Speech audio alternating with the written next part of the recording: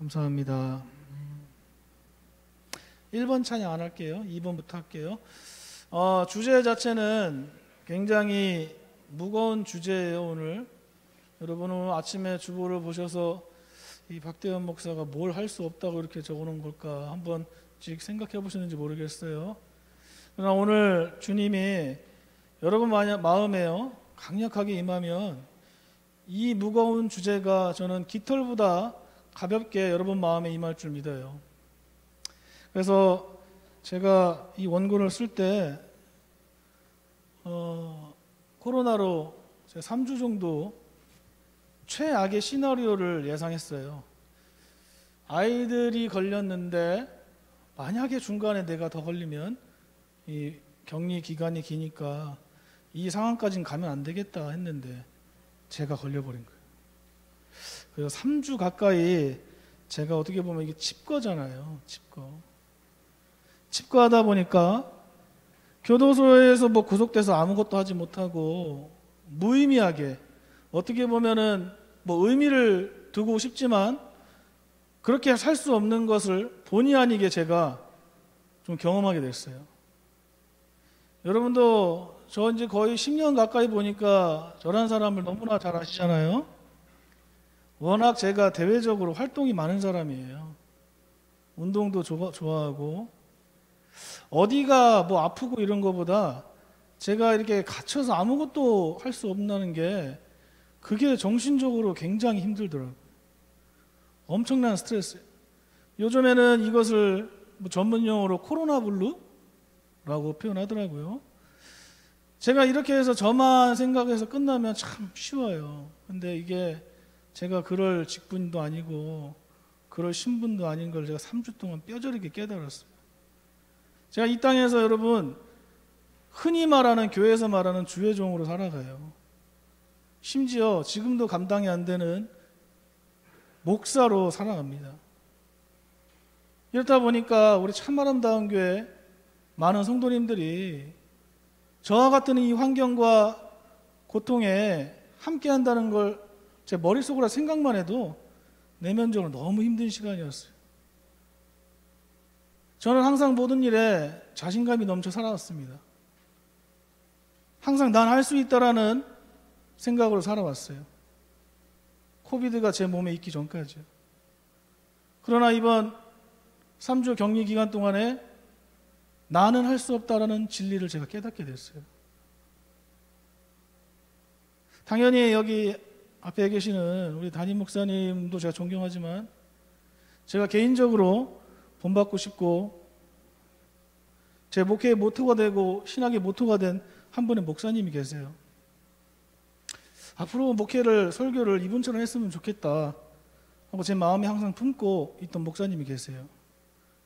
우리 학교 선배이기도 하지만 선배라고 하기엔 너무 먼 너무 큰 우리 오카논 목사님이 계신데 예전에 오카논 목사님도 주님이 많은 열매를 허락하셨습니다.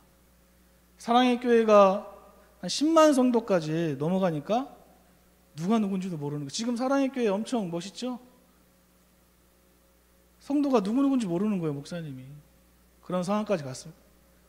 근데 교육자 회의 때마다 목사님이 굉장히 날카롭다는 거예요. 오카논 목사님이 신경질을 내고 근데 그럴 수밖에 없는 마음을 이번에 알았어요. 교회가 사이즈가 크다 보니까 수많은 성도님들이 질병으로 돌아가시고 매일같이 수많은 성도님들이 암으로 불치병으로 고통받고 죽음을 감당하고 있다는 이야기를 목사님은 담임 목사니까 매일 듣는 거예요. 교육자 회의 때. 좋은 얘기도 아니고요. 여기저기서 성도님들이 많으니까 얼마나 많이 돌아가셨겠어요. 담임 목사님이니까 그걸 감당하는 게 얼마나 힘들겠어요. 좋은 소식도 아니고. 그때 이렇게 수많은 성도님들이 죽고 질병을 고통당하고 있는데 옥 목사님이 이런 얘기를 한 게 굉장히 유명합니다. 뭐냐면 본인이 할 수 있는 게 돌아보니까 아무것도 없다는 거예요. 성도님들이 저렇게 죽어나가고 힘들어하는데 아무것도 할 수 없다고 그렇게 교육자 회의 때 눈물로 부교육자들 앞에서 울었다고. 그래서 저는 이번 짧은 3주 격리 기간 동안에 그걸 경험하게 되고 옥 목사님의 고백이 저의 실제가 됐어요. 정말 제가 할 수 있는 것이 아무것도 없더라고요. 저야 뭐 여러분 교회에서 시작하고 교회에서 끝나는 사람이지만 여러분 각종 사업체나 일터나 또 학교에서 이 전염병으로 모든 게 스톱이 되고 심지어 하루 벌어 소득으로 생활해야 될 성도님들이 아무것도 못하고 집에서 묶여서 경제적으로 육체적으로 정신적으로 큰 피해를 보고 있다고 매일 매순간 생각할 때마다 마음이 너무 아프고 죄송했어요. 목사로서. 역시나 제가 할 수 있는 부분이 없다는 걸, 저는 할 수 없다는 걸 뼈저하게 깨달았습니다. 더 마음이 아프고 더 죄송한 건 이 미운 이 코비드 코로나 바이러스 때문에 중증으로 고생하시는 분들 소식을 들어요. 너무 마음이 아픈 거예요. 종으로서 책임감으로 정말 죄송하고 스스로 무능으로 역시나 저는 할 수 없었고 나는 할 수 없었습니다. 그래서 종이 뭐 할 게 뭐가 있겠어요. 아무것도 할 수 없는데 전화통 붙잡고 어떻게 해요. 그래서 다시 한번 말씀으로 매달리고 철저하게 내면에서 먼저 회개했어요. 사랑하는 성도 여러분, 제가 이번에 3주 격리 기간 동안에 굉장히 큰 진리를 하나 깨달았습니다. 나는 할 수 있다는 것은 굉장히 위험한 겁니다. 제가 원고를 참 준비를 다 해놨는데 목사님이 교역자일 때 이걸 또 언급하셔서 하나님 일하시는 게 맞구나 하고 했는데 압살롬 이야기를 하고 싶어요. 여러분, 압살롬은 유난히 머리숱이 검고 머릿결을 자랑했던 사람이에요. 기억하시죠? 그것을 굉장히 자랑스럽게 여겼습니다. 그런데 전쟁 중에 어떻게 됐어요? 머리칼이 나무에 걸려 죽고 말았어요. 결국에는 뭐냐면 스스로가 자랑스럽게 여기던 머리칼에 자신이 걸려 죽음에 이르게 한 거예요.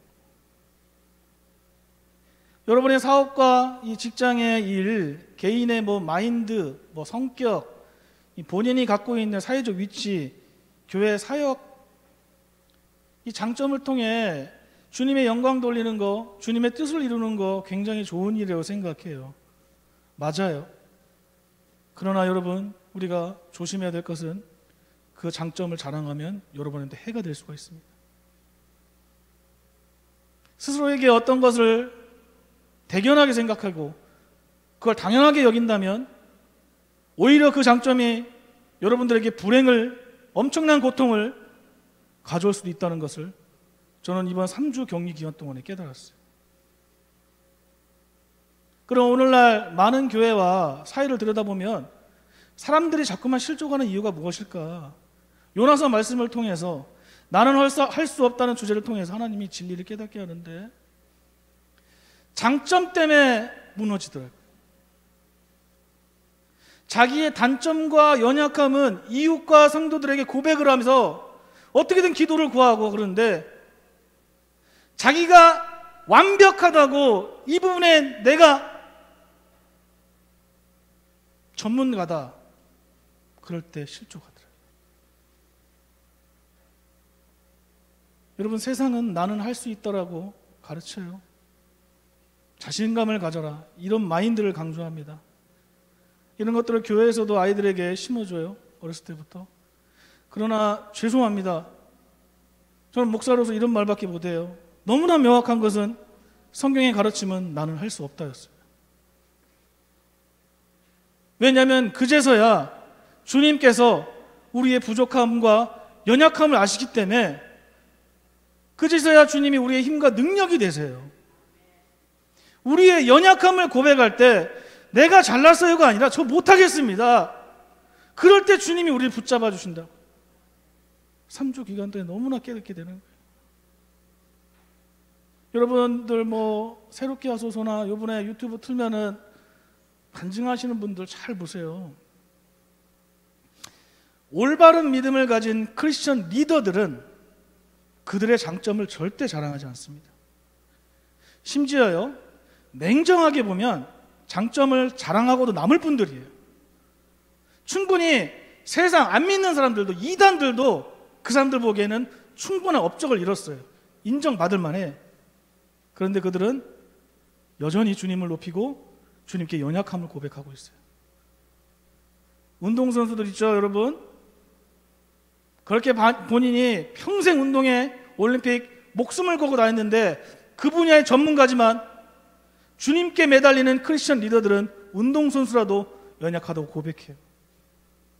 성적을 위해 치열하게 싸우는 학생들, 전교 1, 2등 하는 친구들, 그 중에 크리스천들은 그래도 자기가 부족했다고 주님께 매달려요. 누군가 앞질러서 경쟁에서, 직장에서 치열하게 싸워야 되는데 심지어 직장에서 너무 잘 나가는데도 그래도 주님께 매달려요.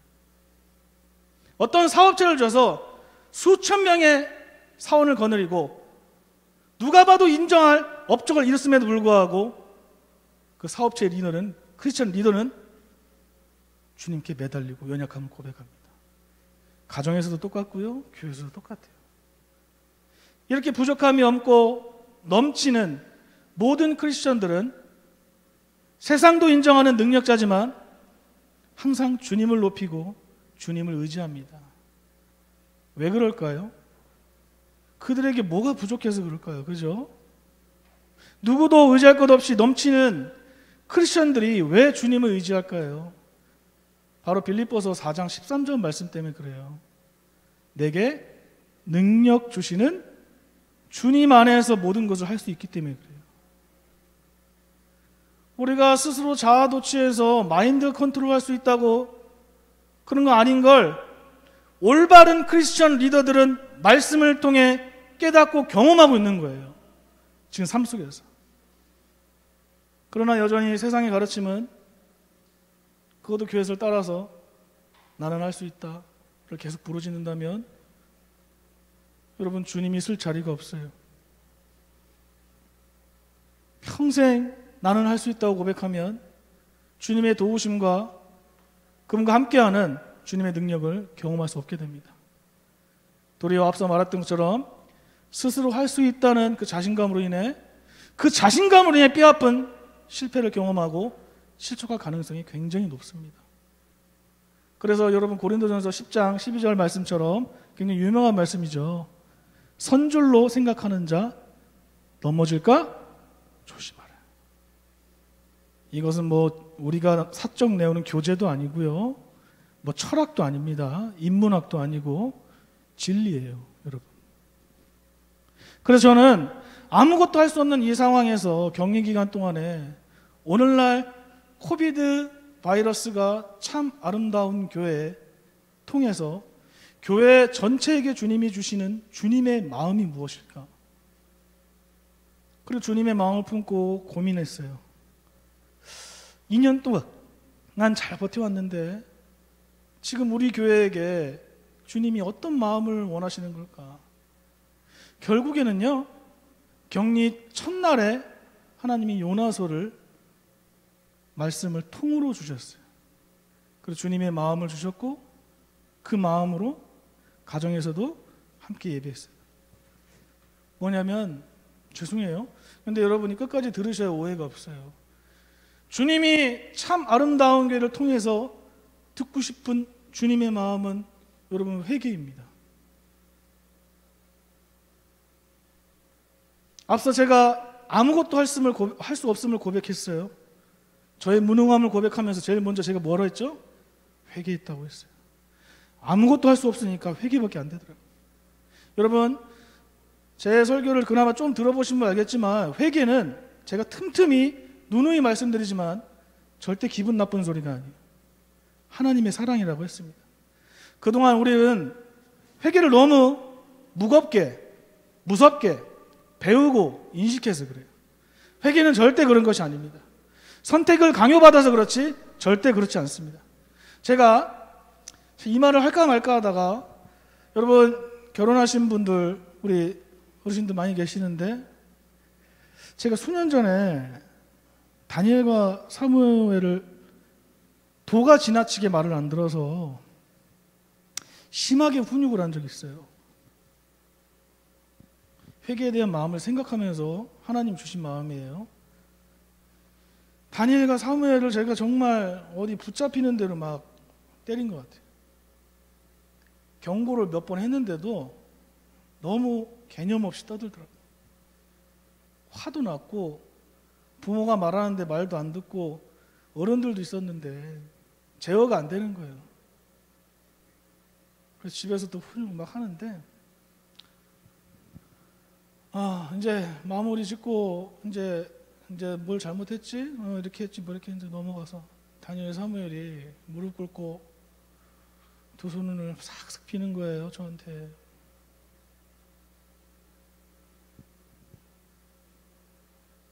너무 마음이 아프더라고요. 제가. 그래서 같이 끌어안고 팡팡 울었던 기억이 있어요. 제가 그때를 지금도 생각하고 기도하다가 혹시나 떠올리면 마음이 너무 아파요. 여러분, 이게 회개더라고요. 이게 회개를 통한 주님의 마음이었어요. 우리가 잘못했다고 주님 앞에서 무릎 꿇고 싹싹 빌면 우리가 웃는 것보다 주님이 더 아파하세요. 그리고 굉장히 따뜻하게 안아주세요.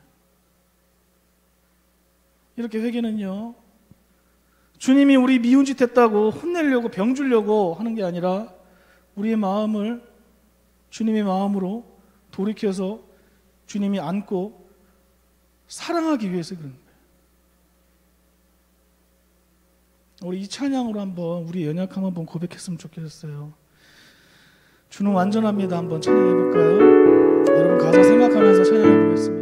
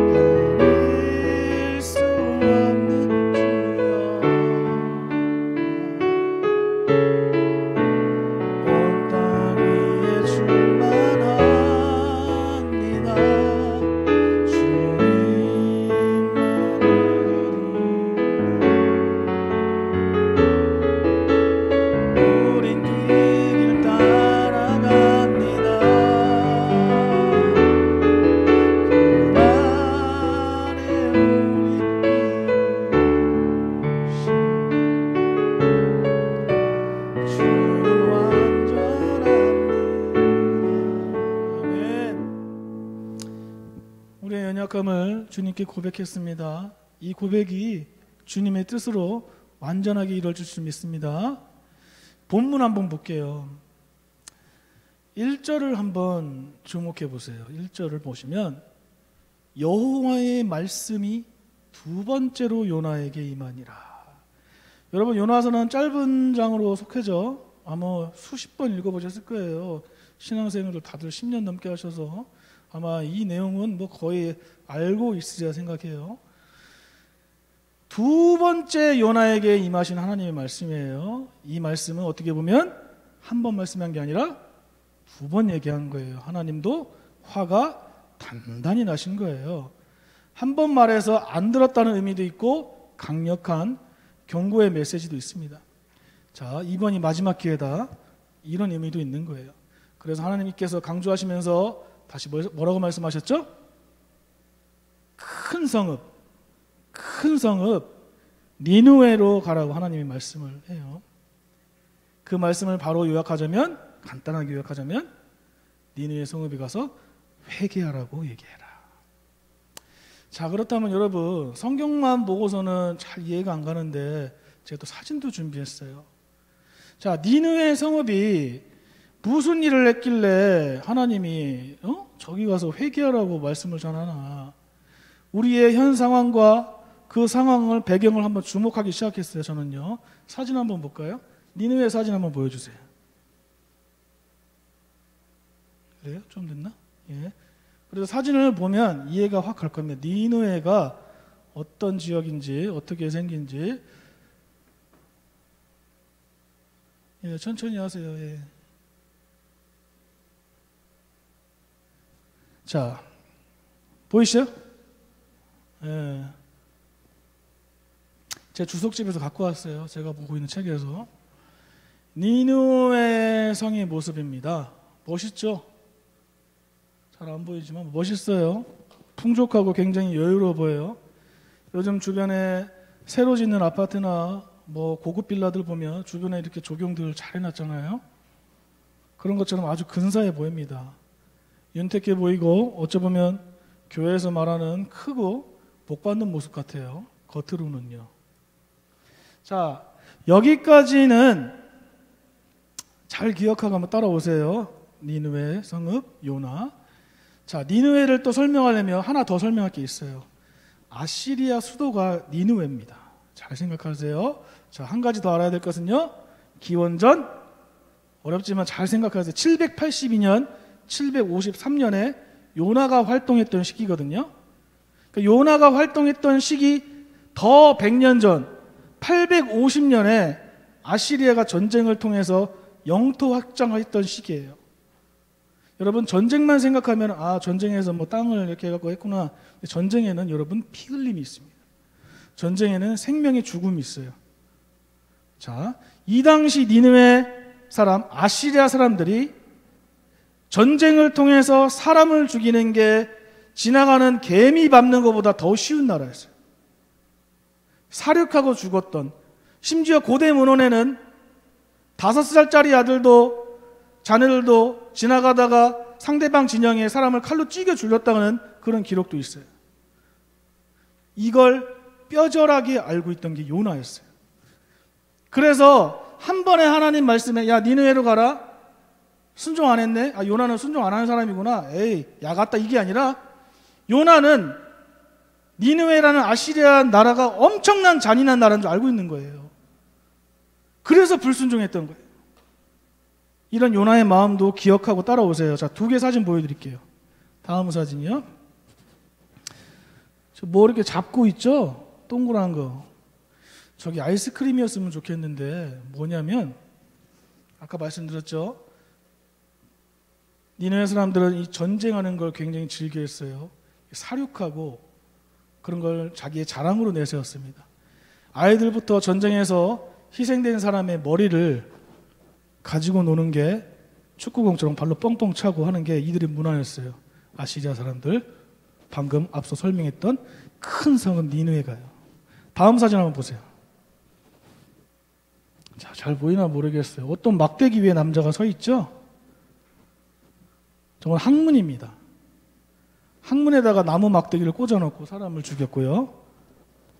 여기저기 사람의 머리를 걸어두고 자랑하는 비인간적 사상을 가지고 있던 사람들이 니느웨 사람들이었어요. 그러면 니느웨가 회개해야 될까요? 안 해야 될까요? 적용이 되는 거예요. 앞서 사진을 보면 굉장히 아름답고 화려하고 조경도 잘 해놓고 굉장히 풍족하면서 살았던 사람의 이면의 모습. 이렇게 잔인한 나라가 어떤 이상한 놈이 와갖고 회개하라. 하나님이 망한단다 너희들. 회개했을까요? 안 했을까요? 성경에는 했다고 나와요. 근데 이해가 안 가잖아요. 저렇게 잔인한 나라고 온갖 나라를 전쟁에서 벌레보다 사람 죽이는 거 싫어하는 사람들이 요나가 와니까 한 번에 회개하는 거예요. 바로 회개의 운동이 일어났어요. 이게 성경만 보고는 조금 힘들어요. 어떻게 이런 일이 가능했을까요? 요세푸스 교회사라고 나중에 한번 청년들 한번 읽어보세요. 교회사를 보면 이때가 바로 니느웨의 고난의 시기였다고 해요. 뭐냐면 세 가지가 안 좋았어요. 내부적으로 반란이 일어났고요. 두 번째로 전염병으로 난리도 아니었어요. 3년 동안. 또 이때에 날씨와 자연재해가 있으면 그때는 재앙이라고 생각하던 시기예요. 여러분 기원전 800년 전이니까 뭐 날씨가 비 오면은 뭐 어이구 신이 뭐 이런 식으로 받아들였다는 때문에. 근데 계기일식 같은 게 혹시나 일어나면 재앙이라고 생각했어요. 근데 여러분 구글 젊은 친구도 한번 찾아봐요. 다음 사진 보여주세요. 실제로 제가 빨간 줄 쳐왔는데 계기일식이 일어났어요. 고대 문헌에 뭐냐면 구글에 여러분들 계기일식이라고 한번 실제로 검색해 보세요. 현존하는 고대 기록 중에 고대 시대에 실제로 계기일식이 실제했다는 기록도 있어요. 보이죠? 763년에 준 6월 15일 날. 이렇게요. 나라가 반란이 일어날 정도로 힘들었고 전염병이 3년 동안 돌아 사람들이 툭툭 죽어나가고 계기일식까지 일어났으니까 이 상황이 오늘날 우리랑 너무 비슷한 거예요. 우리 환경하고 너무 비슷한 거예요. 오늘날 살아가는 우리 어때요? 지금도 네이버에 키면 무슨 뉴스 나오는지 전 맞출 수 있어요. 이념과 사상으로 갈라진 좌우, 삿대질, 온갖 뉴스를 보면 살인 아니면 뉴스에 실리지도 않아요. 사람을 죽여야 뉴스에 실려요. 매일 싸우고 우리나라만 국한된 게 아니에요. 전 세계예요. 전 세계가 양옆으로 갈라져서 네가 맞네 내가 맞네. 여러분들 코로나 전염병이 2년 반 3년 가까이 올수도 됐죠. 실제로 많은 사람들이 죽었어요. 아직도 진행 중이고요. 계기일식은 아니지만 여러분 지구온난화로 인해서 이게 지금 여름인지 겨울인지 기온변화가 급격하게 변동되면서 생태계 균형을 잃어가는 것이 오늘날 우리가 살아가는 이 환경과 니누의 성읍에 있는 상황과 너무 똑같은 거예요. 주님이 사랑하는 성도 여러분, 이런 상황에서 요나가 무슨 말을 할까요? 니누에 딱 도착했어요. 제가 지금 이 강단에서 여러분들한테 어떤 말을 전해야 될까요? 힘내세요. 잘하고 있어요. 버티세요. 이제 하면 됩니다. 이 말이 필요해요. 필요한데 우리가 반드시 하나 먼저 걸쳐야 될 게 있어요. 회개. 이런 식으로 계속 가다가 니느웨 망한다. 하나님이 심판하신다 그랬더니 이 살육을 도맡아서 사람을 벌레 죽이시 죽이던 니느웨와 아스레아 나라가 난리가 난 거예요. 한 사람의 선지자의 말을 듣고 짐승마저 같이 금식하고 회개했다는 내용이에요. 주님을 사랑하는 성도 여러분, 나라가 어지러워요. 오늘 코로나로 인해 우리 교회 안과 밖에서 상처받고 심지어 아직도 회복되지 않은 분들 계세요. 오늘 주일날 우리 교회에 주시는 하나님의 주님의 마음은 회개였어요. 교회에 여러분 가정에 한 가지 딱 소망이 있다면 여러분이 오늘 주님이 임재하는 이 시간에요 정말 똑바로 하나님을 바라보고 회개한다면 10절 말씀만 보여줄 수 있을까요? 하나님이 뜻을 돌이키사 그들에게 내리라고 말씀하신 재앙을 내리지 아니하시리라. 이게 우리 교회의 실제가 될 수 있어요. 주님이 사랑하는 성도 여러분, 여러분 짐승마저 금식하고 회개하는 것을 잘못 오해해서 집에 있는 애완견까지 굶기지 마시고요. 웃자고 한 얘기예요. 참 아름다운 공동체를 부르셔서 이때에, 하필 이때에 회개하라고 하신 것은 여러분 아이서부터 최종 리더까지 전부 한 마음으로 똑바로 주님의 마음을 바라보기 위한 하나님의 엄청난 사랑인 거예요. 이 찬양 한번 해볼까요? 옛날 찬양인데 믿음으로 고백합시다.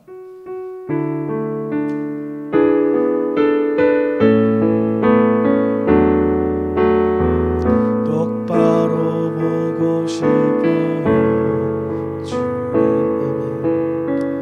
온전한 눈짓으로 똑바로 보고 싶어요 주님 곁눈질 하기 싫어요. 똑바로 걷고 싶어 해볼까요? 똑바로 걷고 싶어요 주님 온전한 몸짓으로 똑바로 걷고 싶어요 주님 게으름하기 싫어요. 하지만 내 모습은 온전치 않아.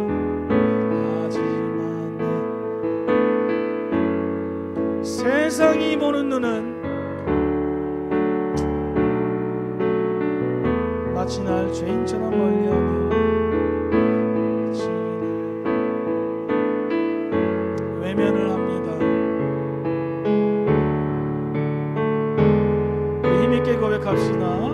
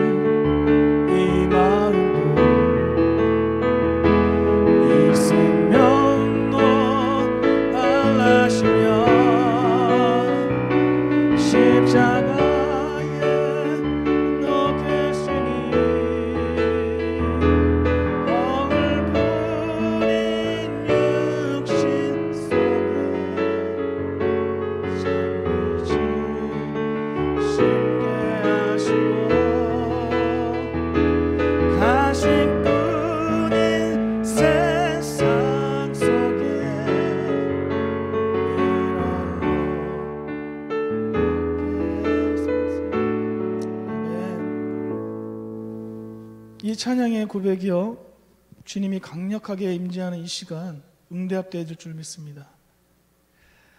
너무나 많이 사랑하는 성도 여러분, 이 무능한 종이 성도님들에게 간절히 부탁드릴게요. 내가 가정에서 또 일터에서 이웃에서 학교에서 교회에서 정말 주님의 마음을 품고 정말이에요, 똑바로 주님을 보고 있었는지 한번 냉정하게 보는 거예요. 옆 사람 말고요, 나. 우리 스스로가 정말 주님의 마음을 품고 똑바로 바라봤는지 스스로를 보는 거예요. 제가 진짜 똑바로 격리하면서 바라보니까요, 무능하다밖에 고백이 안 돼요. 주님이 임재하는 이 시간, 여러분 내면 안에 아마 주님이 선한 마음 주셨을 거예요. 그죠? 그 마음이에요. 받아들이세요. 사랑이 넘치는 성도 여러분, 세상은 여전히 여러분 교회를 섬긴다는 이유 하나만으로 죄인처럼 멀리할 겁니다. 가사대로요. 외면할 거예요. 그러나 오늘 우리가 요나서 3장 말씀을 통해 희망이 있어요. 우리가 주님의 마음을 이 시간 결단하고 고백하고 똑바로 품고 오늘 이 시간 나아간다면 10절 말씀처럼 전부 회복시켜줍니다. 말씀을 맺겠습니다. 저는 할 수 없었고요, 우리는 할 수 없었습니다. 질병 하나에 우리가 사스러치게 정말 아무것도 할 수 없었어요. 그러나 우리가 우리 주님의 마음을 다시 한번 결단해서 주님이 임재하는 이 시간 여러분이 돌이킨다면 하나님이 정말 참 아름다운 교회를 완전하게 일으킬 줄 믿습니다. 저는 그래서 오늘 이 찬양 마지막으로 이 찬양을 통해서 우리 교회가 일어나고 전 세계의 교회가 다시 빛을 발하면서 그 역할을 우리 참 아름다운 교회 성도님들이 감당하시기를 주의 이름으로 축원합니다. 우리 믿음으로 고백해 볼까요?